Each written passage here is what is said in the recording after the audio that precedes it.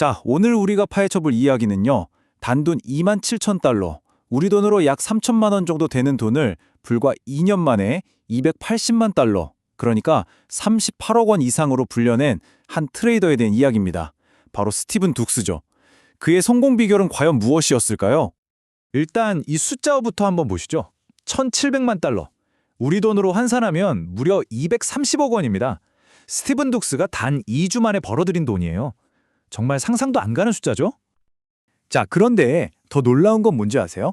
개인 최고 승률이 85%에 달했다는 겁니다. 심지어 어떤 시즌에는 56번 거래에서 54번을 성공시키는 그야말로 말도 안 되는 기록을 세우기도 했어요. 이건 뭐 세계적인 펀드 매니저들도 사실상 꿈도 못 꿀 그런 수치입니다. 자, 여기서 핵심 질문이 나오죠. 스티븐 둑스의 성공, 이거 그냥 엄청난 행운이었을까요? 아니면 우리도 배울 수 있는 어떤 성공 공식, 즉 시스템이 있었던 걸까요? 오늘 그 비밀을 한번 제대로 파헤쳐 보겠습니다. 둑스의 시작은 우리가 생각하는 그런 화려한 월스트리트가 아니었습니다. 오히려 평범한 공대생의 정해진 길을 벗어나고 싶다는 절박함에서 시작됐죠.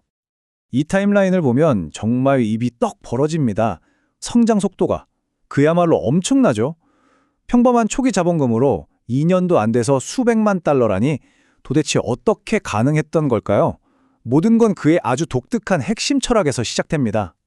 둑스 전략의 가장 근본적인 바탕에는요, 아주 냉정하고 현실적인 인식이 깔려 있습니다. 바로 시장에서 90%는 돈을 잃는다는 거죠. 그의 말을 직접 들어보셨죠? 그러니까 만약 여러분이 돈을 벌고 싶다면 90%가 하는 똑같은 방식으로는 절대 안 된다는 겁니다. RSI나 이동평균선처럼 남들 다 쓰는 지표를 따라해서는 이기는 10%가 될 수 없다는 거죠. 완전히 다르게 생각해야 합니다.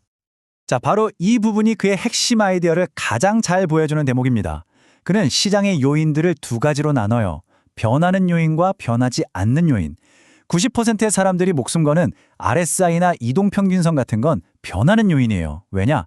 너무 많은 사람이 쓰니까 그 효과가 사라지고 오히려 세력에게 이용당하기 쉽다는 거죠. 대신 그는 오직 소수만이 주목하는 변하지 않는 요인에만 집중합니다. 예를 들면 유상증자처럼 기업이 공식적으로 발표해서 주식의 공급량 자체를 물리적으로 바꿔버리는 사건들 말이죠. 이건 누구로 바꿀 수 없는 말 그대로 불변의 팩트니까요. 자, 그럼 이 철학이 실제 트레이딩에서는 어떻게 적용될까요? 시장 참여자들의 심리를 기가 막히게 이용하는 구체적이고 반복 가능한 그의 승리 패턴들을 한번 뜯어보겠습니다. 그의 전략은요, 시장에 있는 아주 특정 그룹의 감정을 먹잇감으로 삼습니다. 바로 백홀더, 우리말로 하면 존버하는 사람들이죠. 고점에 왕창 물려서 제발 본전만이라도 왔으면 하고 간절히 기도하는 투자자들 말입니다. 그의 대표적인 패턴 중 하나가 바로 이겁니다. 주가가 미친 듯이 급등했다가 꼭대기에서 더 오르지 못하고 옆으로 기어가는 소위 횡보 구간이 나타날 때 바로 여기가 함정이 만들어지는 곳입니다. 이 과정의 심리를 한번 따라가 볼까요? 첫째, 고점에서 새로운 매수자들이 더 가겠지 하고 들어오면서 엄청난 수의 백홀더들이 만들어집니다. 둘째, 이 횡보하는 가격대가 일종의 심리적인 지지선, 즉 바닥처럼 느껴지게 되죠. 그런데 셋째, 바로 그 바닥에 균열이 가기 시작하면 어떻게 될까요? 공포가 시작되는 겁니다. 마지막으로 그 지지선이 무너지는 순간 고점에 갇혀있던 사람들이 너도 팔기 시작하면서 그야말로 폭포수 같은 매도세가 터져나오는 연쇄 반응이 일어나는 거죠. 득세 설명처럼 고점에서 오래 횡보할수록 그 에너지는 더 커져요. 한번 무너지면 이건 그냥 하락이 아니라 그야말로 눈사태입니다. 그의 말을 다시 한번 들어보죠. 그 지점이 무너지면 사람들은 모두 불안해하고 팔려고 애쓰면서 거대한 연쇄 반응을 일으킬 거다. 바로 이겁니다. 그는 이 예측 가능한 공포 심리를 이용해서 이 거대한 하락 파도에 올라타는 공매도 포지션을 잡는 겁니다. 자, 그럼 가장 중요한 질문이 남았죠. 이론은 그럴싸한데 이게 진짜로 시장에서 통할까요? 이건 숫자로 보여주는 게 가장 확실하겠죠. 이 표를 한번 보세요. 그의 전략이 얼마나 다양한 상황에서 먹히는지 알 수 있습니다. CRCL과 BMLR, 이 두 종목으로 2주 만에 무려 1,700만 달러를 벌었어요. 하나는 유통주식 수가 적은 소형주였고 다른 하나는 상대적으로 큰 주식이었는데 둘 다 통했다는 거죠. 심지어 우리에게도 익숙한 팔란티어 같은 대형주에서도 380만 달러의 수익을 냈고요. 하지만 뭐니 해도 그의 방법론을 증명한 가장 극적인 사건은 바로 이겁니다. 2021년 10월 엄청난 변동성으로 시장을 뜨겁게 달궜던 DWAC라는 주식에서의 거래였죠.